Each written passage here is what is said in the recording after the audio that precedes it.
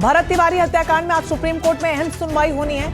विशाल तिवारी की याचिका पर यह सुनवाई होगी। आज का दिन बेहद महत्वपूर्ण है इस पूरे मामले में। याचिका में केस की सीबीआई जांच की क्योंकि मांग की गई है और वहीं सुप्रीम कोर्ट के रिटायर्ड जज की अगुवाई में जांच कमेटी की भी मांग की गई है और एनकाउंटर में शामिल पुलिस वालों पर एफआईआर की भी मांग की गई है। याचिका में भरत की मौत को हत्या बताया गया है।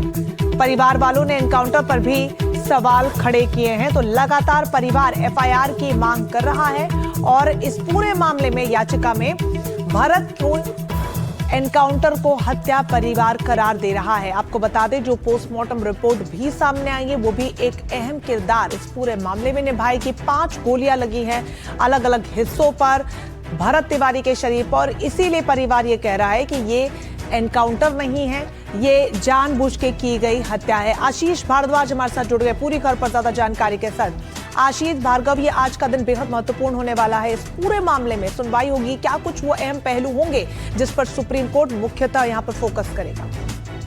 देखिए, काफी अहम है ये सुनवाई, क्योंकि वेकेशन में इस मामले की सुनवाई हो रही है।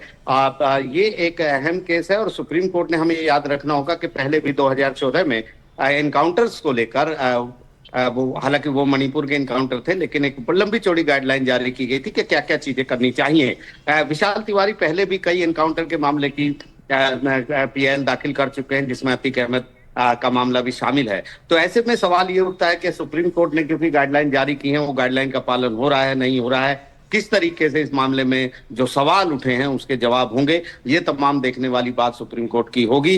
क्योंकि सीधे सुप्रीम कोर्ट में विशाल तिवारी ने याचिका लगाई है, क्योंकि उन्होंने पहले भी याचिकाएं लगाई थी जिस पर सुप्रीम कोर्ट ने पहले भी दखल दिया था। यूपी के मामलों में भी उन्होंने लगाई थी कि किस तरीके से बहुत सारे इनकाउंटर वहां पर किए गए हैं, जिसकी एक पूरी रिपोर्ट भी सुप्रीम कोर्ट ने मांगी थी। तो ये निश्चित तौर पर एक ऐसा केस है जिस पर सभी की नजरें हैं और सुप्रीम कोर्ट आज इस मामले में किस तरीके से सुनवाई करेगा, दखल देगा तो किस हद तक दखल देगा, ये तमाम बातें देखने लायक। बिल्कुल, और क्योंकि जिस तरीके से लगातार एनकाउंटर वाली कार्रवाई अलग अलग क्षेत्रों में निकलकर सामने आ रही है, ऐसे में पुलिस वाले जिनके कंधों पर कानून व्यवस्था को बहाल करने की जिम्मेदारी होती है, अगर वो उसको हाथ में लेते हैं तो कार्रवाई उनके खिलाफ भी होनी चाहिए। बहुत शुक्रिया आपका आशीष तमाम जानकारी के लिए।